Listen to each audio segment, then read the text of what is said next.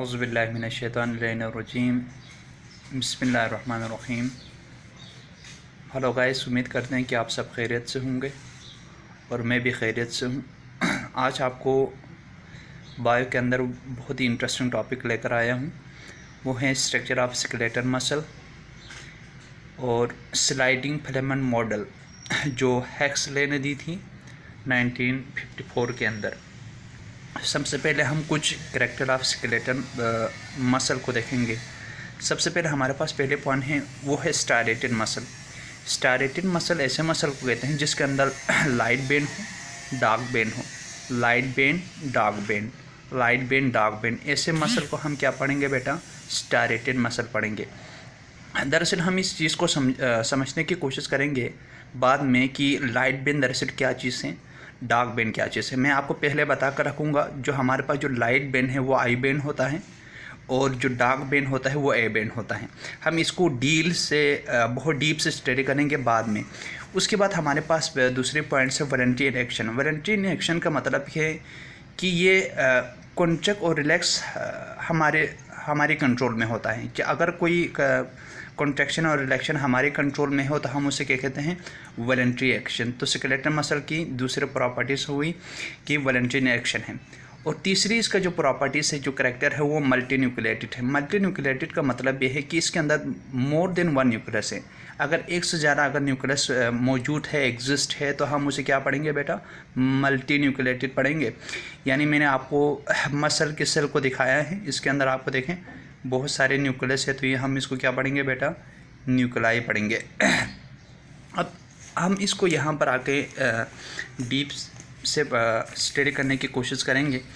आपके पास बोन्स हैं, ये आपके पास मसल हैं। मसल और बोन्स को मिलाने के लिए जो कनेक्टिव टिश्यू होता है उसे हम टेंडन पढ़ेंगे। ये मसल है, मसल की जो कवरिंग है हम उसे एपिमाइसियम पढ़ेंगे। दोबारा बता रहा हूँ, मसल की जो कवरिंग है हम उस मसल की कवरिंग को क्या कहेंगे? एपिमाइसियम। जो भी ये कनेक्टिव टिश्यू से मिलकर बनते हैं। और जब आप इस मसल के अंदर देखेंगे तो आपको बहुत सारे बंडल्स नज़र आएंगे। बहुत सारे बंडल्स को हम यहाँ पर क्या पढ़ेंगे बेटा? फेसिकुलाई पढ़ेंगे। अब उसके बाद देखें, जब हम एक बंडल्स को बाहर निकालेंगे तो एक बंडल्स को हम क्या पढ़ेंगे? फेसिकल पढ़ेंगे। अगर बहुत सारे बंडल्स है तो हम उसे फेसिकुलाई पढ़ेंगे। एक बंडल्स को हम क्या पढ़ेंगे बेटा? फेसिकल पढ़ेंगे। और इसी फेसिकल की कवरिंग को हम कहते हैं पेरीमाइसियम। फेसिकल की कवरिंग को हम क्या पढ़ेंगे बेटा? पेरीमाइसियम। अब इसके अंदर देखें तो एलॉन्गेटेड लंबे सेल होंगे, सिलेंड्रिकल। इस सेल का नाम क्या है बेटा? मसल फाइबर्स या मसल सेल। मसल सेल भी कह सकते हैं, मसल फाइबर भी कह सकते हैं। फाइबर इसलिए कहते हैं क्योंकि ये सेल बहुत ही एलॉन्गेटेड लंबे होते हैं। और इसी मसल सेल की कवरिंग को हम क्या पढ़ते हैं बेटा? इंडोमाइसियम पढ़ते हैं। क्या पढ़ते हैं बेटा? इंडोमाइसियम पढ़ते हैं। अब हम एक मसल सेल को यहाँ पर दिखाने की कोशिश की है। हम इसको मसल सेल को बहुत माइक्रोस्कोपिक लेवल पर देखेंगे तो ये सेल की आउटर जो मोस्ट लेयर है वो क्या है बेटा? सेल मेम्ब्रेन है। मसल की सेल मेम्ब्रेन को हम यहाँ पर क्या पढ़ेंगे बेटा? सार्कोलीमा पढ़ेंगे। मसल की सेल मेम्ब्रेन को क्या पढ़ेंगे बेटा? सार्कोलीमा। जिस तरह हर सेल के अंदर सेल मेम्ब्रेन होता है, लेकिन मसल की सेल मेम्ब्रेन को हम क्या पढ़ेंगे बेटा? सार्कोलीमा पढ़ेंगे। और साइटोप्लाज्म को, मसल के साइटोप्लाज्म को हम क्या पढ़ेंगे? सार्कोप्लाज्म पढ़ेंगे। और उसके बाद जहाँ इसके अंदर जो ऑर्गेनेल्स एग्जिस्ट है, इंडोप्लाज्मिक रेक्टिकुलम, उसको हम यहाँ पर क्या पढ़ेंगे? Sarcoplasmic reticulum. जो क्या काम करेंगे इस मसल सेल के अंदर? कैल्शियम को स्टोर करने का काम करेंगे इंडोप्लाज्मिक रेक्टिकुलम, जिसको हम मसल सेल के अंदर क्या पढ़ रहे हैं? Sarcoplasmic reticulum. हम इस सार्को को वर्ड्स बाद में समझने की कोशिश करेंगे, दरअसल क्यों पढ़ते सार्कोप्लाज्म, सार्कोलीमा। अब बाद में आप इस चीज़ को समझेंगे। अब देखिए बेटा, मैं यहाँ पर दोबारा बता दिया है। सबसे पहले हमारे पास मसल है। मसल के अंदर आपको बहुत सारे बंडल्स नज़र आए हैं। उस बंडल्स को हमने क्या कहा? फेसिकुलाई पढ़ा। और इसी एक बंडल्स को हमने क्या कहा बेटा? फेसिकल का पढ़ लिया। और इसी फेसिकल के अंदर बहुत सारे एलॉन्गेटेड सेल्स मौजूद है, जिसको हम मसल सेल या मसल फाइबर कहते हैं। अब देखिए यहाँ पर देखें, इसी मसल सेल के अंदर बहुत पैरेलली आपको मायोफिब्रिल्स नज़र आएंगे। इसको हम क्या कहेंगे, इसे पैरेलली मायोफिब्रिल्स। मायोफिब्रिल्स दो मायोफिलामेंट से मिलकर बनते हैं, जिसको एक को कहते हैं एक्टिन प्रोटीन, दूसरे को क्या कहते हैं मायोसिन प्रोटीन। तो आप देखो वेसिकल्स के अंदर आपको बहुत सारे मसल सेल मिले, इसी मसल सेल के अंदर आपको क्या मिलेंगे बेटा, मायोफिब्रिल्स मिलेंगे। इसी मायोफिब्रिल्स के अंदर 2 फिलामेंट्स मिलेंगे मायोफिलामेंट्स। एक फिलामेंट्स को आप एक्टिन कहेंगे, दूसरे प्रोटीन को हम क्या कहेंगे, मायोसिन। ये एक्टिन और मायोसिन दोनों हमारे पास क्या है बेटा, प्रोटीन है। अब हम स्ट्रक्चर ऑफ मायोफिलामेंट्स या मायोफिब्रिल्स को देखेंगे। जब आप इसको जूम करके दिखा दिया तो आपको यहाँ पर लाइट बेन नज़र आया, डार्क बेन नज़र आते हैं, लाइट बेन, डार्क बेन। अब ये हमारे पास क्या है, मायोफिलामेंट्स या मायोफिब्रिल का स्ट्रक्चर है।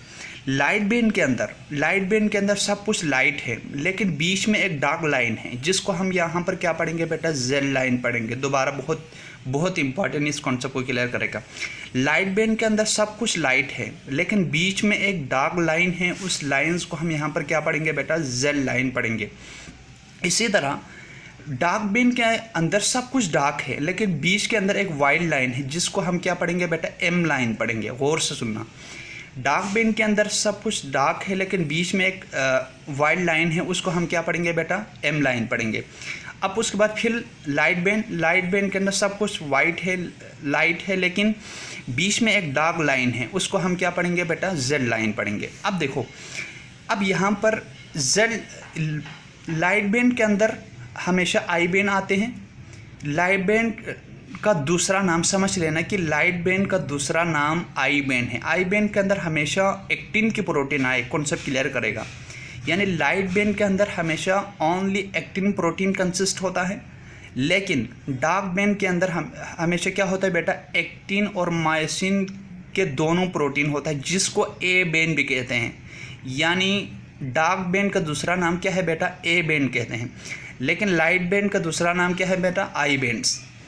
अब देखो बेटा, ये हमारे पास पहला जेड लाइन है, उसके बाद दूसरा जेड लाइन। दो जेड लाइन के दरमियान जो भी चीज़ आती है, हम उसे क्या पढ़ते हैं यहाँ पर बेटा, sarcomere. Sarcomere is the contractile unit है, मसल की कॉन्ट्रैक्टाइल यूनिट को हम क्या पढ़ते हैं बेटा, सार्कोमेयर पढ़ते हैं। अब यहाँ पर मैंने डिफाइन भी लिखा है, द सेक्शन ऑफ मायोफिब्रिल्स या myofilaments between the two Z line is called sarcomere, which is the contractile unit of the muscle cell. sarcomere क्या है बेटा, मसल सेल के कॉन्ट्रैक्टाइल यूनिट से, जो दो जेड लाइन के बीच के हिस्से को पढ़ते हैं।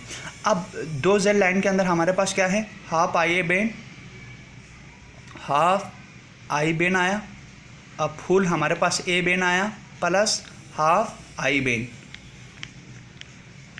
तो हमारे पास 3 चीज़ें आ गई सार्कोमेयर के अंदर, half I Ben, full A Ben और हाफ आई बेन। इसको हम क्या पढ़ते हैं बेटा, सार्कोमेयर। यही हमारे पास क्या है, कॉन्ट्रैक्टाइल यूनिट है, जो मसल की कॉन्ट्रैक्टाइल यूनिट को रिप्रेजेंट करता है। अब हम इसी 2Z लाइन सार्कोमेयर को यहाँ पर दिखाने की कोशिश की है। अब देखो, अब हमने यहाँ पर सार्कोमेयर को मज़ीद माइक्रोस्कोपिक लेवल पर देखने की कोशिश करेंगे, तो आपको सबसे पहले जेड लाइन मिलेंगे। जेड लाइन के अंदर यानी ये ए बेन है, जिसके अंदर एक्टिन के प्रोटीन होंगे सिर्फ, और आई बेन के अंदर देखें, आई बेन के अंदर ये मायोसिन के प्रोटीन है, ये एक्टिन के प्रोटीन है। अब देखो, ए बेन के अंदर हमारे पास क्या चीज़ आया है, मायोसिन के प्रोटीन भी हैं, कुछ हमारे पास क्या है, एक्टिन के प्रोटीन भी आया है। लेकिन यानी ए बेन के अंदर, आई बेन के अंदर हमेशा क्या है, सिर्फ ये आई बेन है हमारे पास, जो जेड लाइन के से शो किया है, ये आई बेन है। इसके अंदर क्या है, सिर्फ एक्टिन के प्रोटीन आएंगे। अब उसके बाद हम स्ट्रक्चर समझने की कोशिश करेंगे, structure of actin and myosin. सबसे पहले हम ये हमारे पास जो स्ट्रक्चर है वो हमारे पास से क्या है, एक्टिन के हैं। यहाँ पर 2 पॉलीपेप्टाइड चेंज आपको नज़र आएंगे एक्टिन की, जिसको एफ एक्टिन पढ़ेंगे। इसी के ऊपर यहाँ पर हमारे यहाँ पर एग्जिस्ट होता है एफ एक्टिन के ऊपर एक्टिव साइट यहाँ पर एग्जिस्ट होता है। और इस एक्टिव साइट को मैश करने के लिए यानी छुपाने के लिए एक और प्रोटीन आया है, उस प्रोटीन का नाम है यहाँ पर ट्रेपोमाइसिन। इसे मैंने रेड से शो किया है, इस प्रोटीन का नाम है